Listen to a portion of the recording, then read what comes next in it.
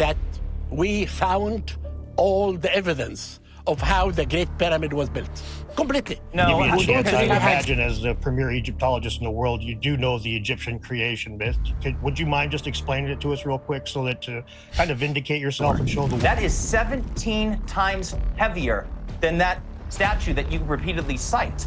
Not twice as heavy, not 5 times as heavy, not 10 times as heavy, 17 times heavier. And I'm like machine age accuracy on a gigantic scale. Yes. So I excavated every piece of sand at Giza Plateau. To his legion of admirers, Dr. Zahi Hawass is the world's top expert on Egypt's mighty pyramids, and for good reason. Throughout an illustrious career, Dr. Hawass has served as the Chief Inspector of the Great Pyramids, Director General of the Giza Monuments, and the Secretary General of the Supreme Council of Antiquities in Egypt. His book, Giza and the Pyramids, is considered the definitive account. But to his critics, he's an academic gatekeeper, an elitist of Egyptology who is preventing others from interrogating the real truth about how, when, and why the pyramids were built. Many in Joe Rogan's audience felt that way after his appearance earlier this year. Most of the information that's written on pyramids are wrong. Most of it? Most of it. In archaeology books? In archaeology books. Most of everything about Egypt is wrong, except for what I say. Really? Except me and Mark Lehner. You guys are the only ones that have it right? Because I have been working in Giza for the last 57 years of my life. I excavated every piece of sand.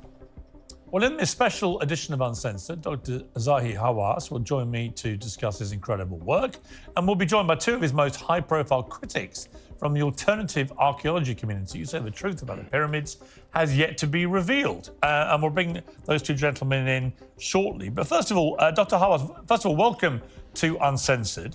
Let me just ask you, first of all, what was your reaction to the reaction you got when you appeared on the Joe Rogan podcast? Because a lot of it was very negative. No, when I give any talk about pyramids, I expect the person who interviewed me to read about pyramids or to read about our work. I am sorry, when I did this last interview, I didn't see that Mr. Rogan... Zahi Hawass seems like a really cool guy to hang out with. Did really read anything that we published. And that's why I was trying to refer to our excavation, to our book, and so. But I'm sorry that he said that this show was the worst he did. And after that, he said it was good. It's his opinion, but I do. Personally, I've watched a bunch of Joe Rogan podcasts, and that was by far the worst interview I've ever heard of him. It was just contentious the whole time. Zahi Hawass just didn't want to hear anything Joe had to say. He didn't want to answer any question. Anytime Joe would ask a question, he would just be like, no, I discovered this, I discovered that. No, like, none of these theories. I've never heard of this theory. I've never heard of that theory. The only theory I've heard of is what I came up with, basically. When I talk about evidence of how the Egyptian built the pyramids, I present all the archaeological evidence that I do have. In the other side, I don't see any evidence that anyone can give me to say that pyramids built by so-and-so. And that was my point. My point that I have been excavating in Egypt for the last 57 years. I excavated every piece of sand at Giza Plateau. Then when I present a theory or any idea, I present it with evidence. I'm not talking about something on air. No. I'm talking about what we have been discovered at Giza for the last 50 years. But let me ask you, if you don't mind me just quibbling about one thing, have you really examined... I love how he says that. He's like, oh, we present the evidence, but yet every time somebody else besides him presents any evidence, it's not good enough for him. Every grain of sand at Giza? We did. You know, I have to tell How many you, grains are there? I discovered west of the Great Pyramid about 20 tombs. One of them mentioned in the Wad al-Jarf papyri that talking about building the pyramid by someone whose name was Mirror. We found the tombs of the pyramid builders at Giza. Big, major, important discovery. We found the tombs in the upper cemetery for the technicians with titles in hieroglyphic. Each title has to do with building the pyramid. The lower cemetery for the workmen who moved the stones. And next to this, Mark Cleaner excavated an area for sorting salted fish, the bakery for making bread, the houses and the villages that the workmen lived. Then I can talk to you. This is what I'm doing in the States now. This is top number 25 for me in my lecture in America, that really I'm presenting to the people all the evidence that we do have to say that Khufu built this pyramid. And this pyramid did not appear at once. No. But the key recent discovery that I believe you've made public is that it's always been traditionally assumed that the pyramids were built by 100,000 slaves. But you've done some research recently that you believe contradicts that theory. Your team unearthed tombs near the pyramids, you just touched on that suggest they were in fact built by highly skilled, paid laborers under a strict regime and were not actually... Pretty sure that's been well established for a while, that they weren't slaves who built them. Slaves, because the slaves, you've argued, wouldn't have had formal burial in close proximity to the pyramids. So, A, just explain that to me, and B, explain why this is such a significant discovery in your opinion. Okay. When we discovered the tombs of the pyramid builders, this discovery, based on the names that we found inside the upper cemetery, I can tell you that pyramids were built by the ancient Egyptian, because all the names that we found were Egyptian names. The second important thing... Besides the ancient alien theories, none of the advanced ancient civilization theories say that the Egyptians didn't build the pyramids. They just say it happened a lot further back than they claim that it happened, and with different methods than they say that they built them. I don't understand. That there were no slaves. If there were slaves, the workmen will never be buried in the shadow of the pyramids. If there were slaves, they will never prepare their tombs for eternity like kings and queens. I want to tell you one important thing. There is a big difference between slavery in America in the past and Europe and in Egypt. In America and Europe, you can own a person. In ancient Egypt, you can have a servant working for you. Because I found one tomb with... What? That's literally a slave, bro. ...of the Great Pyramid. It's for a priest. Is he trying to say that there was never slaves in ancient Egypt? Or in Egypt at all? What? I've literally never heard that before. I think a whole race of people would disagree with that. His name is Kai. And at the entrance of his tomb, he's saying the following. I built my tomb. I hired workmen, sculptors, and artisans. I paid them beer and bread. I made them to be happy.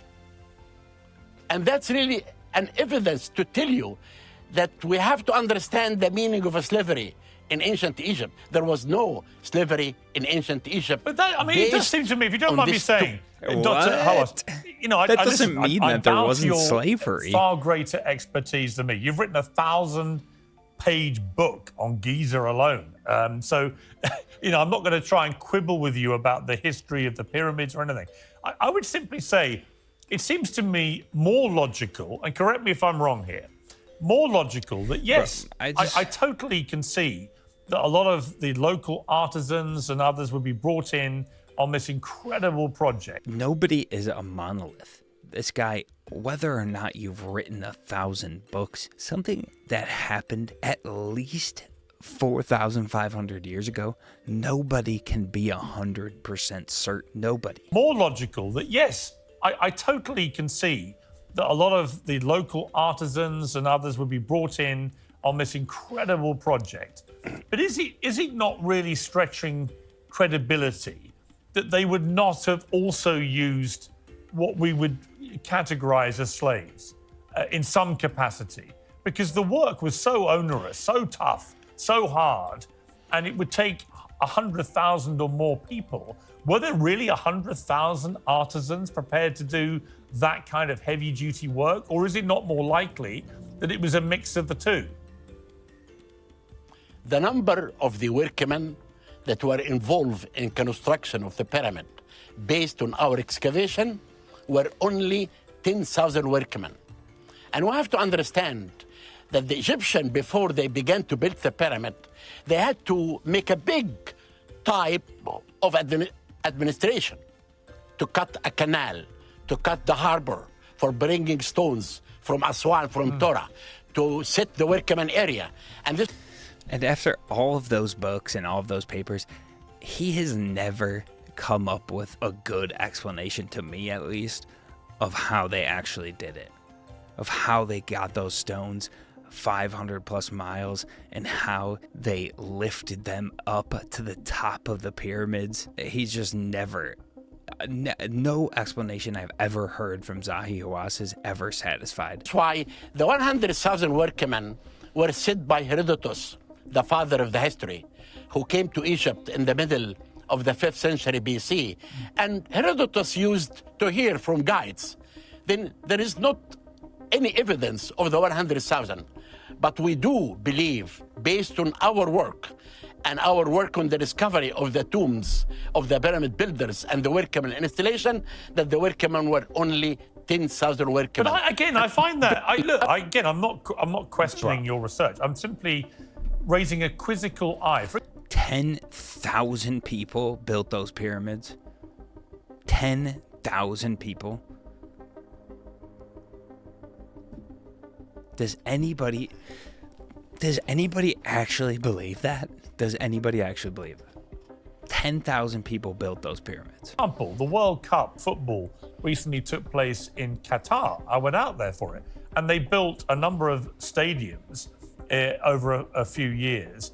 But I think they had around 10,000 people building those football stadiums. There's no comparison in the complexity and size of these stadiums to the pyramids, and they had all the benefit of modern technology to help them. So this idea that you could have the same number of people that built the World Cup stadiums for Qatar, and you could do the pyramids with them back in ancient times, it doesn't seem plausible to me. No. One thing I want to tell you, and this is what I'm saying always in my lectures. I'm saying, if you stood in front of the Great Pyramid today and you look at it, you will never believe that any human being can build it. Why? Because you don't know. And number two, we have to understand one thing. That doesn't even make sense. That the construction of the pyramid was a national project of the whole nation. The 3 million who lived in Egypt in that time, in the time of Khufu, participated in building the pyramid to make the king as a god. Then can you believe moving an obelisk from Aswan to Hatshepsut temple? It's incredible. It took 7 months. It took 7 months. And this can be, it's depicted in the temple of Hatshepsut, showing how they cut this obelisk, how they transported the obelisk on boats. It explains how they worked for 7 months because they want to make the king as a god. And this is why the households in Upper and Lower Egypt, all of them participated in sending workforce and food to help the king. In return, they did not pay taxes. Then the organization of building the pyramid, as we can see, the major problem that people look at Khufu pyramid only. They don't look what happened before and what happened after. If you see how they started, you see there is no gap in the Egyptian history at all to make anyone to think there is something we could argue about. You know, I won't tell you about moving stones. We do have a scene from the Old Kingdom talking about moving stones. In the Middle Kingdom, a statue, 60 tons, 170 Egyptian dragging the statue. The Hatshepsut obelisk, all this can tell us how the But let me Egyptians ask you, let me ask you, why do we not... I feel like this just is like a prime example of like, I know Zahi Hawass is an expert Egyptologist, but he is, first of all, not a physicist, and that it's just ridiculous. 170 men pulling 60 tons? That literally, the math ain't mathin', bro. Given we've got technology these days which can go incredibly deep, why don't we just go under the pyramids and go right deep, right down, and really get to the bottom of this? What's the objection to doing that? I don't, but you have to understand, we are working right now to major expeditions. One from England, working under me, and one called Scan Pyramids. We are using the most sophisticated techniques to understand and to discover the voice discoveries that we revealed until now, many of it, and there is others we'll reveal later. Then we are not objecting, but who should work in the pyramids? You have to bring scientists from a museum, from a university, but you cannot bring an amateur from New York or London to come and work in scientific. Okay, well, that means that's quite interesting, because what they say, of course, is that it's a bit of a carve-up and that you guys are the pyramid establishment and you don't like outsiders because you don't want them contradicting your narrative. So look, let's bring in the other two guests. Joining us now, two independent researchers I think that's and 100% investigators a of lost fact. ancient history. Jimmy Corsetti, the host of the Bright Insight YouTube channel, and from the DeDunking channel, Dan Richards. Welcome to both of you. We had you both on before, of course. Jimmy Corsetti, what would you like to say to Dr. Hawass about his recent revelation from his team's research that they believe the pyramids were not built by slaves, and there weren't 100,000, there were about 10,000, and they were artisans of the time? To be honest, well, let me first say, Piers, thank you for having me back on. And Zahi, it's a pleasure to make your acquaintance. There's a few things I take issue with what he had said. First of all, this Scan Pyramids project, that initial discovery was back in 2016, and it was corroborated into a published study in 2017. Well, when you look from 2016 to 2025, that's 9 years ago. That's almost a decade. And I'm trying to understand why we wouldn't have drilled a 1/2-inch diameter hole and sent in a endoscope camera into this hidden chamber. Because let's not forget that the Great Pyramid of Giza is arguably the most mysterious and debated structure in all of human history. We don't know exactly how it was constructed. And in fact, how it was constructed is one of the most debated topics. Another debated topic is whether it was actually built to be a tomb for the pharaohs, because after all, we never found any mummy in any Egyptian pyramid. I'm sorry to pause it all the time, but that is, again, my problem with people like Zahi Hawass, like gatekeepers of this, because they'll hear that from Jimmy Corsetti and be like, you're crazy. Like, we're not gonna do all that. We're doing the best excavation that we can do. But yet, somebody who's just a YouTuber lays out a plan that sounds more logical than anything that's being done. Drill a small hole, stick a camera in, and see what's going on. So with those two significant points of debate, we could squash those debates by simply going in and exploring it. So I guess I have a question for Dr. Hawass at this time, which is, why haven't we drilled into that hidden chamber? When will we do it? And the third question is, has it already been done so in secret? Wow, Ooh. Great questions. All right, Dr. Hawass, your response. Now, number one, you have to understand, until today is in July 2025, we still have the scan pyramid team are working. You know that they found behind the main entrance the corridor, and they found void. And the Egyptian team, the English team that working under me, they found some important voids. And in archaeology, you have to be patient. You have to study how are you going to drill, or the new techniques that they're using. The new techniques that they're using, like ultrasound and infrared, penetrating radar, all of this, you do not need to drill anymore. You can see what's behind a wall, because the English team from London and Sean, who's working for me, they found a void behind the northern entrance of the Queen Chamber with hieroglyphic signs. We are studying now how can we approach all these voids. But you have to understand one thing. We are not making anything secret. We advertise everything that we discover. We found above the King Chamber, in the 5 chambers, relieving chambers, 2 more names of the gangs who built the pyramids. And we found year 13 of Khufu's reign. And this is what I'm talking about in my lecture in the States now. This is my number 25 lecture that I am publishing, announcing to the public everything that we discover inside the Great Pyramid.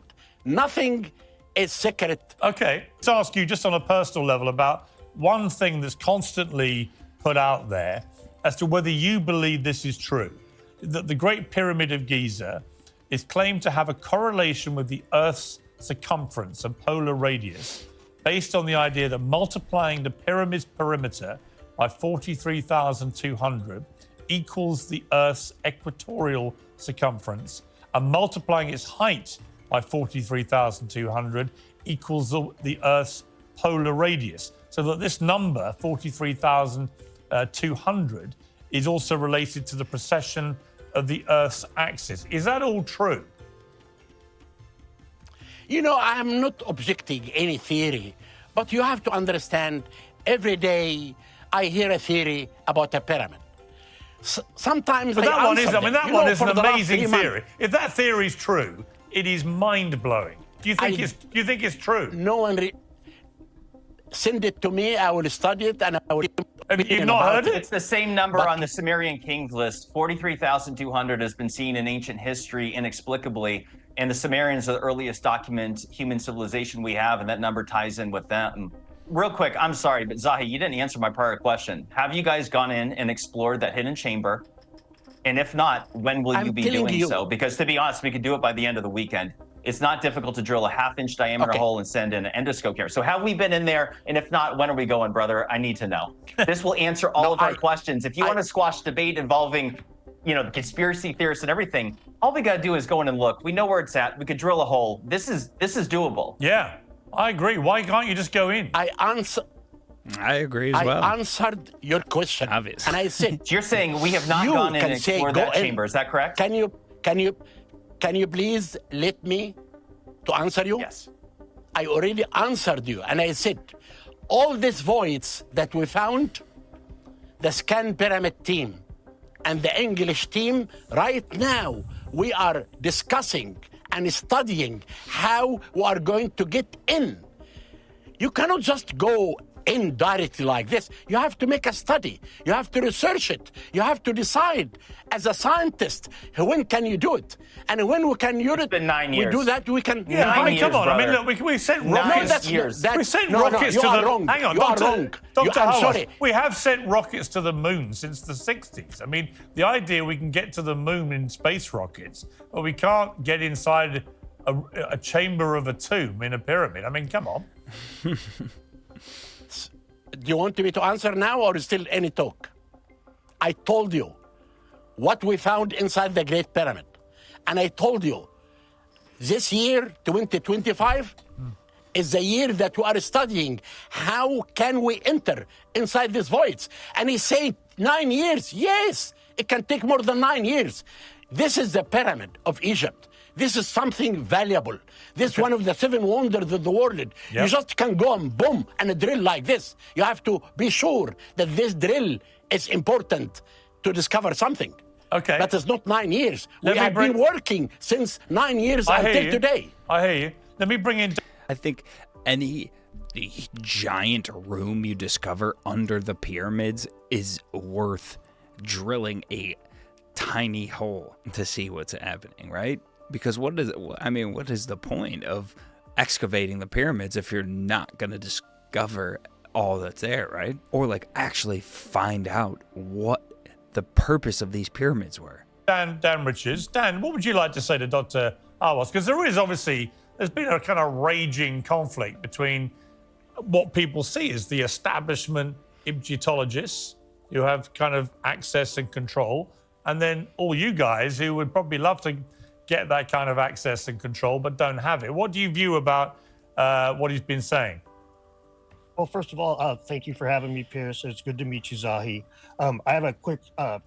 When you were on Joe Rogan, you said that you didn't know what Zep Tepi was. And I figured I would give you a chance. I would imagine as the premier Egyptologist in the world, you do know the Egyptian creation myth. Would you mind just explaining it to us real quick so that to kind of vindicate yourself and show the world you do know what Zep Tepi is? No, I mean, I know about the ancient Egyptian creation, but maybe I don't know this term. But what Okay, I'm it's, saying, what this has to do with what we are discussing now.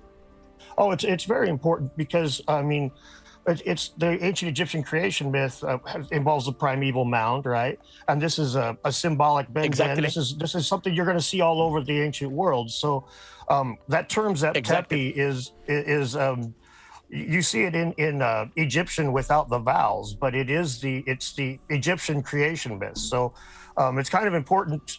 It's a very important lens to use when you're interpreting these artifacts. So when you were on Joe Rogan and he asked you what it was and you said you didn't know what it was, that so honestly, if you wouldn't mind, it's a good chance to vindicate yourself. No, I teach the Egyptian creation, but I'm saying this term that you're talking about, I never heard of it.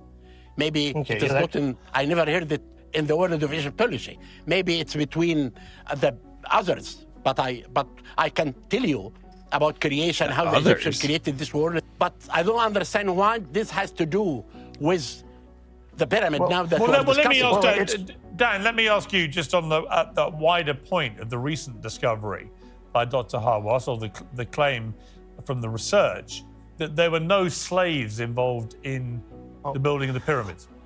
To me, that's ludicrous. I mean, I worked construction for a long time, and they're using the food and the graves and stuff. And I mean, I saw many construction workers eating McDonald's while there was other construction workers eating steak. It just depends on if he's a foreman, if he's an engineer, or if he's just a grunt. The painters don't eat as good as the electricians, who don't eat as good as the engineers and the architects. So, having 10,000 people buried in the shade of the pyramid in a grave, mind you, that only says they worked for Khufu. It never says that they built the pyramids. So that's a stretch. It's an assumption that these are pyramid builder graves. But in addition to that, there could be graves of tens of thousands of slaves off the site that haven't been discovered, that were doing all of the grunt work while somebody else was holding the plumb bob.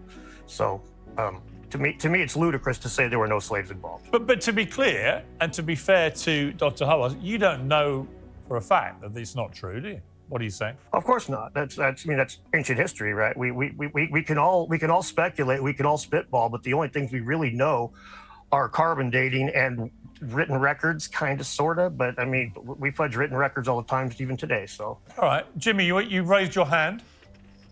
I completely agree with everything that Dan just said. However, something very important for all of us to be humbled by is the fact that the Great Pyramids of Giza were allegedly created by the Old Kingdom. And there's a few things that need to be considered when we discuss what we think we know and what we don't know about the pyramid's construction, which is that after the pyramid's construction, there was 3 other changes of kingdom within Egypt: Old Kingdom, Middle Kingdom, New Kingdom. And between them are missing chapters of human history within Egypt. For example, between the Old Kingdom and the Middle Kingdom is approximately 126 years of completely missing history. It's conjecture. We think that it may have been a revolt within Egypt, a civil war, but something happened. I actually never knew that until right now.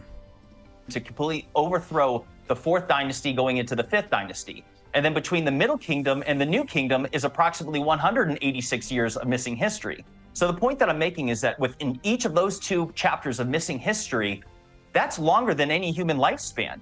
It's multiple generations, which means that nobody was alive afterwards to say what was happening before. We have absolutely no idea how the pyramids were constructed, how, or even precisely when. And actually, I should point out that, Zahi, you mentioned about the movement of stones, and you cited that 60-ton stone that depicts being moved on a wooden sledge. Well, that is only 60 tons, whereas the Egyptians had moved the 1,000 metric ton Ramesseum statue. 1,000 metric tons is well over 2.2 million pounds, and it was inexplicably moved approximately 170 miles from Aswan to Luxor.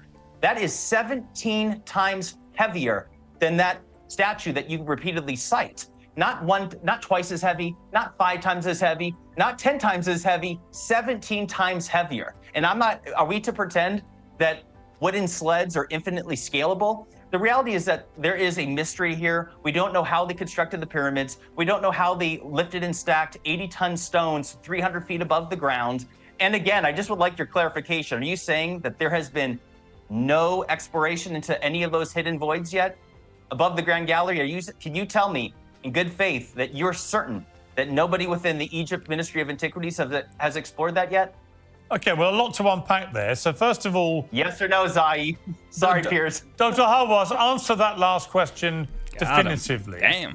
Yeah, you've been asked it directly. Are you saying on the record there has been no exploration in the way that Jimmy Corsetti says?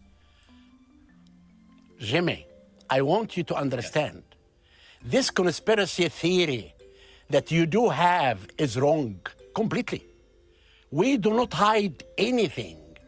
If the Egyptian, listen, if we do have any evidence that pyramids are back 15,000 years old, what's wrong with this? We'll announce this. We are not against anything. But what I am saying, we are not hiding anything. And you have to know. That's not true.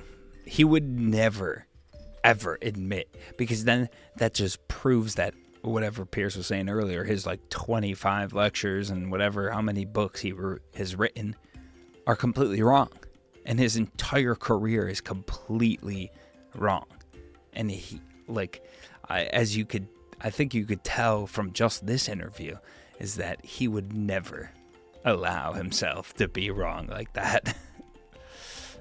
This, your theory that we have something that we hide is not true.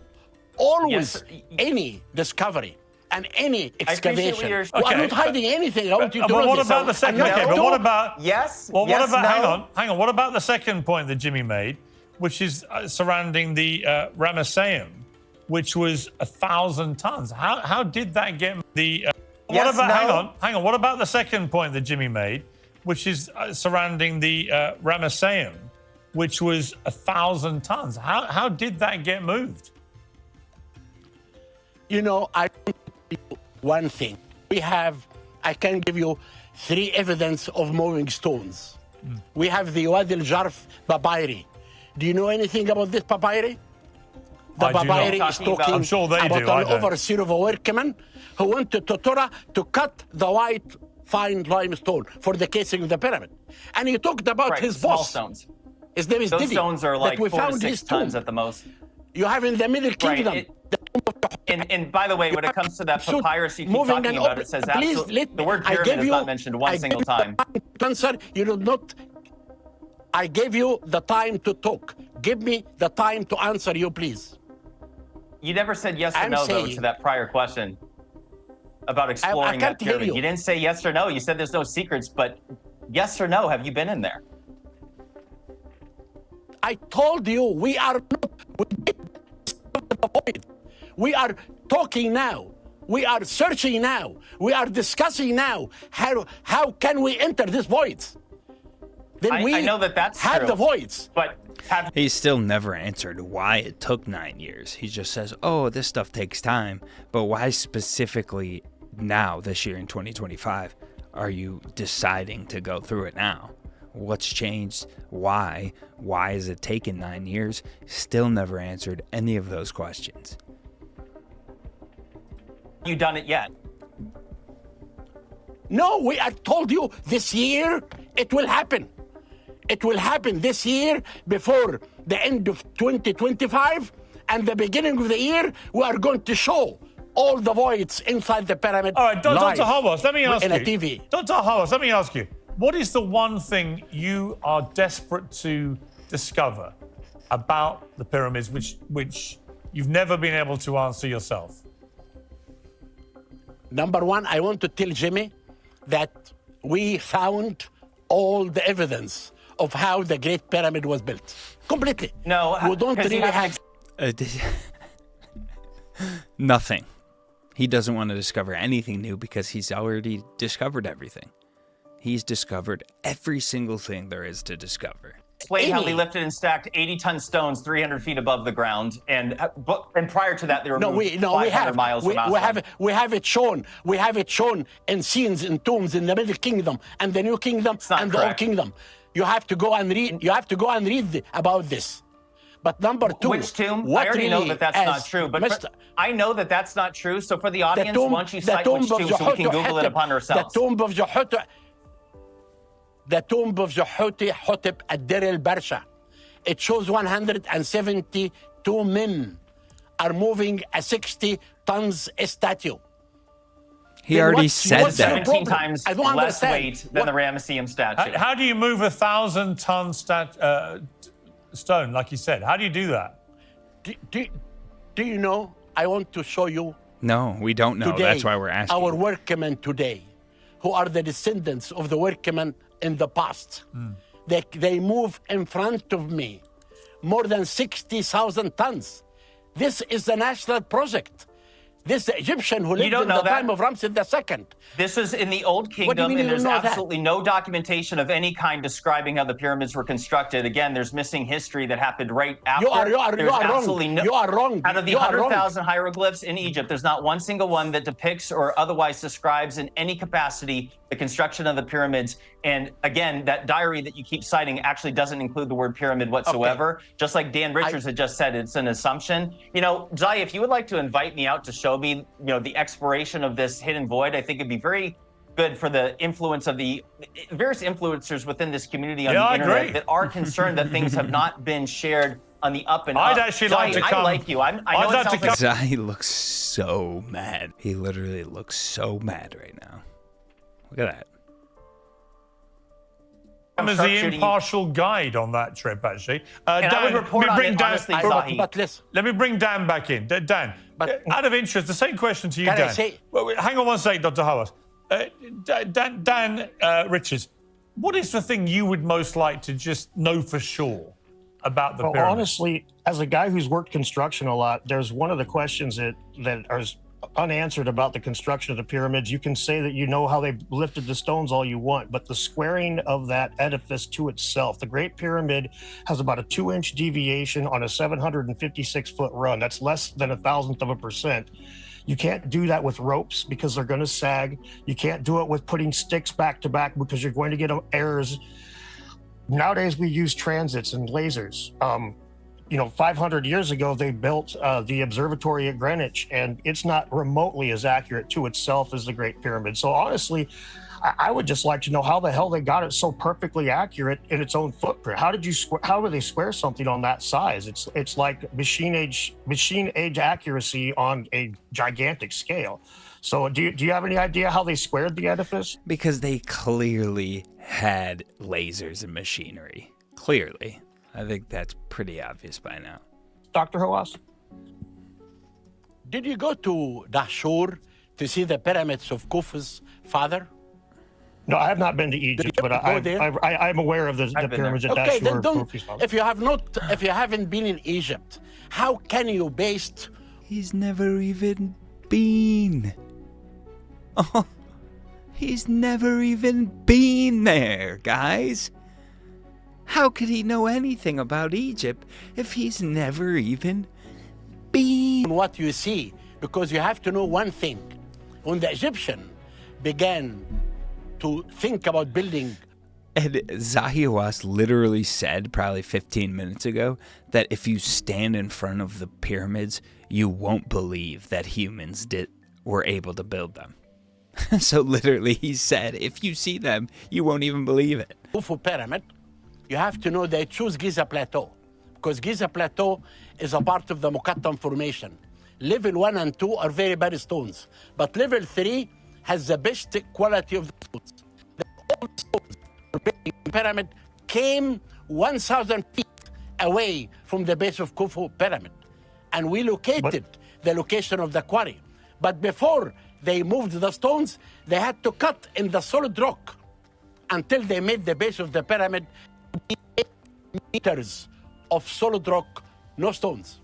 And they established a ramp from the quarry to the southwest corner. The ramp was constructed of stone, rubble, and sand. And we excavated the route of this ramp, and we found it. Then the Egyptian had a team cut it. Sorry. Can I'm sorry. Yes, go ahead. The Egyptian divided the workmen, as we hear from Wad al-Jarf Babiri, that I would like Jimmy to read first before he can talk to me. The Wad al-Jarf I've been there 3 Babiri times. is explaining... Don't come at me like that. I've been to Giza 3 times, and I loved it. And I would love to go out there with you. I sincerely mean that. I know it sounds like I'm sharpshooting you, but... I'm talking about the Wad al-Jarf Babiri. You have to read it to understand. Right, and it says what? It doesn't say anything. It doesn't say anything about how they constructed the pyramids. I'm talking about the accuracy, the square, how they made it so square. It's extremely perfect, and it's the kind of thing that we can't do today without lasers. We don't do it. You can't do it with ropes. You can't do it with sticks. There's a mystery there. What's your conclusion? No, I need to understand. Honestly, what do you want to say? My conclusion is they used, the plate with many rings, like a target that you have in the museum in Cairo. I believe that was a target that they used a concave mirror and used the pinpoint of light to fill up circles at different distances. I haven't been able to test that, but they had to use something more than ropes because you can't get that kind of accuracy without something better. I'm trying to keep it low tech. Again, my question, what is your conclusion? If the Egyptians did not do this, who did it, in your opinion? I'm not saying the Egyptians didn't do it. I'm talking about specific problems. What? Did he say the Egyptians didn't do it? He literally gave you an exact layout of how they possibly could have done it. What the... I get that, you probably hear a lot of crazy conspiracies, but when somebody's presenting you a real theory, you just dismiss it as, oh, who built the pyramids then, if not Egyptians? When did he say that? And how to solve them. I don't care if Gandhi did it. I'm talking about how to get it squared. And so I'm trying to answer that without going to lasers or ancient high tech. But honestly, the issue here, that as I see it, is you're telling me that the problem's solved. I'm telling you that if I was tasked with doing that, as a guy who's been tasked with pouring foundations, I couldn't do that. I would be looking at it going, I'm going to need better tools than what you had available. Could it be that they were just better back then at construction than we are now? Well, you're talking about a margin of error. So, I mean, you still have to figure out how they measured. There were geniuses all over the place in that period of the history of the planet. Why couldn't they just have had construction geniuses who bereft of... But that literally just proves that they were more advanced than what Zahi Hawass is saying. He's just saying they pulled them with ropes and they did it all primitively. That's the mainstream theory. Things like lasers had to come up with other brilliant ideas to do. I mean, look, somebody built this, right? Somebody built this. I have to assume they were humans. It's most likely they were Egyptian humans. So we should be able to agree on those broad parameters. The fascinating thing about the pyramids is we just don't really know how they did it. And I hope... And it exceeds the known capabilities of the dynastic Egyptians. Yeah. Well, what's that, sorry? What the pyramids themselves exceed the known capabilities of the dynastic Egyptians. So that's what makes it so fascinating. And look, we've run out of time. I could talk about this for hours. I've become a real Egypt pyramid nerd because of this. But I actually love your idea, Jimmy, that we all go out to the pyramids. Maybe at the moment that you get inside. I love how Pierce included himself in there, all sly like. These chambers, and we actually discover maybe the secrets of one of the great wonders of the world. I've got to leave it there. Thank you very much, Dr. Hawass, for joining me. I appreciate it.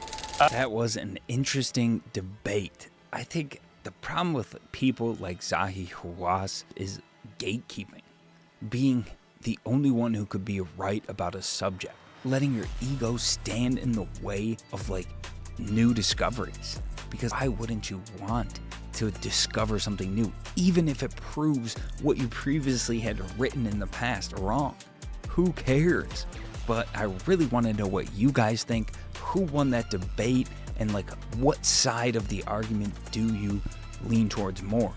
The conventional Zahi Hawass side or the alternative Jimmy Corsetti, Dan Richards side?